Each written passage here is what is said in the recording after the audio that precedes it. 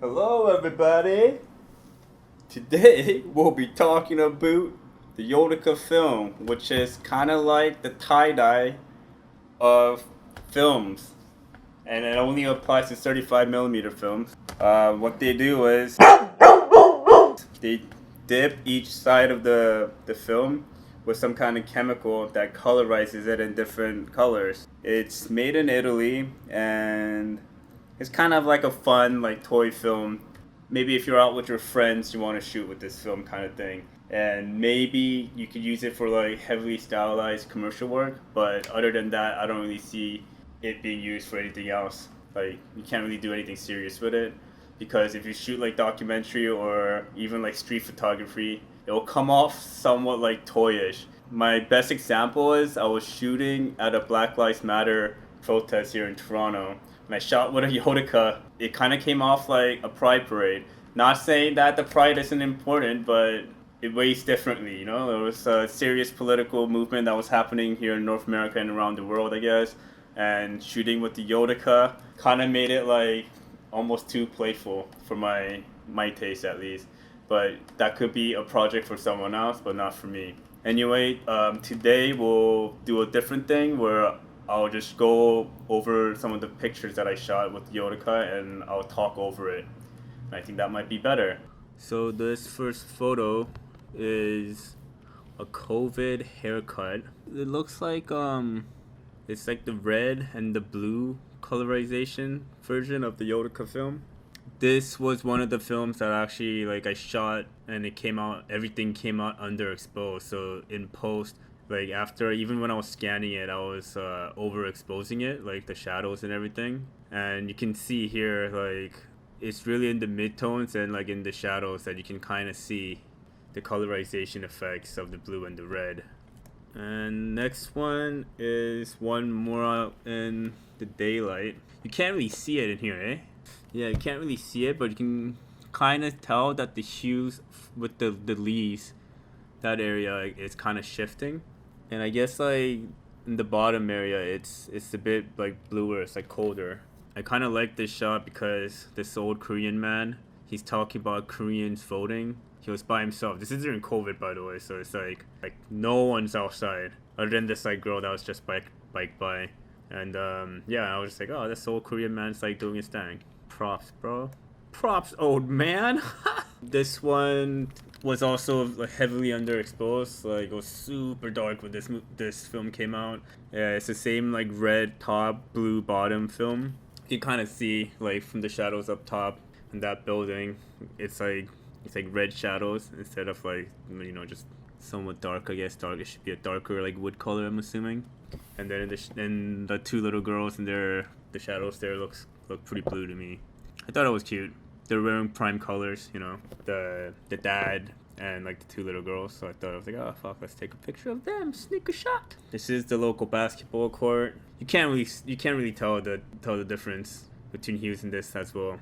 Again, like in bright light, I feel like it doesn't really like you can't really tell the difference. This one you kind of can. It was actually becoming like, I think the sun was setting at this point.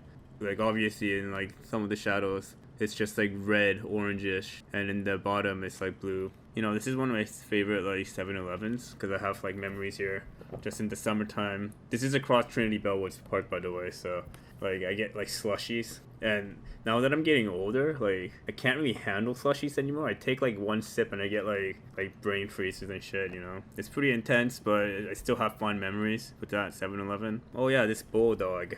That's a bulldog, I'm assuming, right? That's a bulldog. I love taking photos of dogs. I fucking love animals, but like dogs in general, I love them. So every time I see a dog, I have to take a picture of them. This is in Trinity Bellwoods. I thought he was fucking awesome. Took a picture of him. Also, this came super underexposed.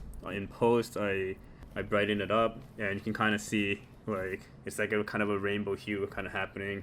It looks like I I put an Instagram filter in or something, but really it's just the Yodica doing its thing. This is why the Yodica is kind of fun, but you know, it's not for everybody. Oh yeah, this guy was awesome. So I'm like biking, this older dude in like I don't know what they're called, like a scooter I guess, or like a wheelchair scooter. So this guy was just I'm pretty sure this man had it like modded up because it was going so fast. He's in the sidewalk and it's fucking just like bursting out. Like I was on my bike and he was going as fast. I mean, I was trying to keep up with him. So I'm like biking along and I'm like shooting at the same time. And it was a pretty like sunny day, so like, you know, my shutter speed was at like, it was able to shoot at 1,000, and I think it was like, you know, it's still kind of blurry. Yeah, this shot also came up like somewhat dark, but I boosted it up in post, and you can see like clearly in the shadows and like the midtones, like the blue and the red hues, like kind of like rainbowish. This man, like funny story, afterwards, like we met at cause he crossed the street afterwards. I forgot what he said. He said something and I was like, you gotta slow down, bro. This is one of like the reasons why I'm gonna selectively choose not to buy Yodica film, and hopefully I don't like load it up when I'm going like street photoing, because this moment I thought was like really cool. Was in front of the hospital. These two people were going on the streetcar. One's an older man in a wheelchair, and the other one is it's a little kid in a baby carriage, and they're both facing each other.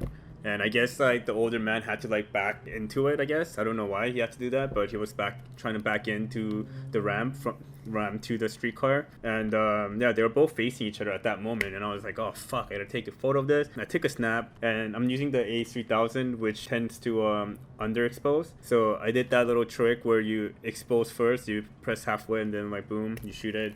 Didn't really work out. It's still exposed to the back, like highlights, like the sky. This image came out super underexposed, so you can barely like see them. Like I in post I brought up all the shadows and I raised the exposure, but still, you know, can't really like make out what's going on. Yeah, it's an opportunity missed, but you can clearly see like the blue, and then like it turns like yellowish, like the hue like just kind of like gets colorized, I guess. Yeah, that's just what it is. This is somewhat close to downtown camera, I think.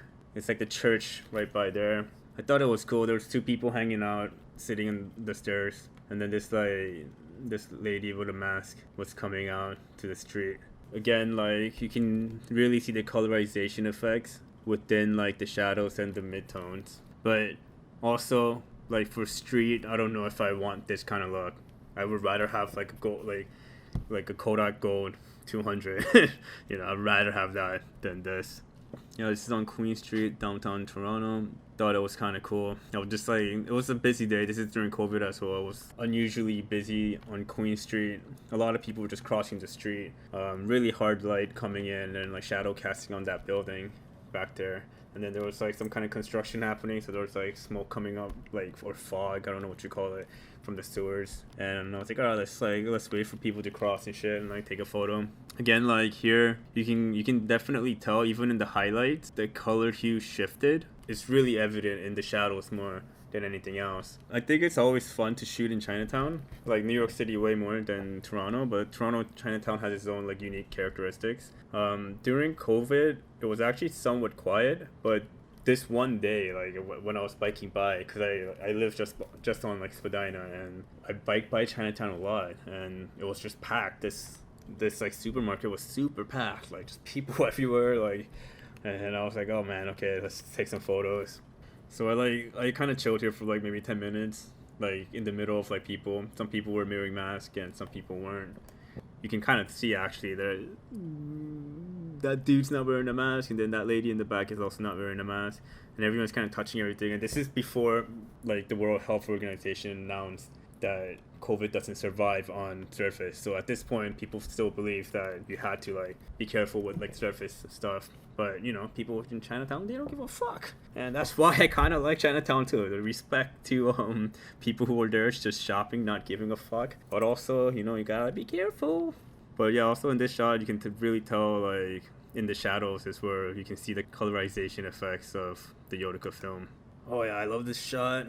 This is another moment where I was like, damn, I hope it was just a goddamn regular Kodak Gold or a portrait, because I don't want to deal with this weird colorization effect that's happening top of the frame to like the bottom. where like the bottom is like reddish in the shadows and the top is bluish in the shadows. You know, it could have been a cooler picture, I think, if it was without the colorization effects. I think the thing is, at the end of the day, this like colorization thing, it looks like Instagram filter, and like pictures that use Instagram filters are usually like kids, right? And that's why you don't want, like me personally, I don't want this kind of effect on my photos. This is a McDonald's near my place as well. Again, this was like a really busy day, like during COVID. Like Queen Street was just like fucking jam packed. There's a lot of people just crowding around at McDonald's, so I thought it was kind of interesting, so I took a picture of that. The last one is this woman that I biked past, and I took a photo of her from her back, and I thought she was. I mean, I liked her jacket, and I liked her overall style, so I took a picture of her. And then she started lecturing me, which is fine. I don't care if you're vegan or whatever, but it was almost like super typical. I was like, oh, I took a photo of her, and I was like, oh god, I hope she doesn't start talking to me, because like usually I don't mind. I want to talk to people, but when I saw the vegan like plaque on her back, and then she turned around, and then she was like, "Are you vegan too?" And I'm like, I tried, and I lasted a day, and then she's like, "Well, you should try harder," and I'm like, "Yeah, okay, I will. Maybe next time. Thanks. Bye." And then I left. But anyways, I think the overall lesson from these photos is that if you want to see the effects, you want to avoid like extreme highlights. So you want to shoot for like shadowy areas and stuff like that. And also like because the film naturally underexposes, at least that's what I thought. I don't know if I had like a shitty batch or whatever, or like maybe an abnormal batch, it tends to underexpose. So like just overexpose while you're shooting it, and just avoid like super like sunny days, unless you don't give a fuck, you know, because at the end of the day it's just a toy film, right? So yeah, so that's that. And thank you for watching. And subscribe, follow me on Instagram at TroyDavid420. Comment, like, hate, do whatever you want to do. Yeah. Take care. Until next time. Peace!